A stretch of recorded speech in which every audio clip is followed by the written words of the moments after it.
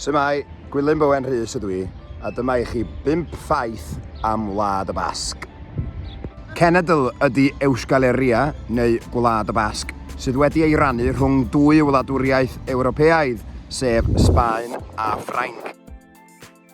Iaith y Basgwyr ydy Ewsgera, neu Basgeg, iaith sy'n gwbl unigryw, ddim yn perthyn i unrhyw iaith arall, ac y gred ydy bod o wedi bodoli yma ers miloedd ar filoedd o flynyddoedd. Dinas fwyaf Gwlad y Basg ydy Bilbao.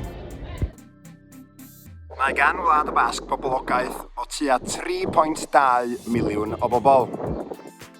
Mae'r môr a'r mynydd yn bresennol ar fwrdd bwyd y Basgwyr, o fwyd môr hyfryd a llysiau i gaws dafad a chigoedd pen i gamp.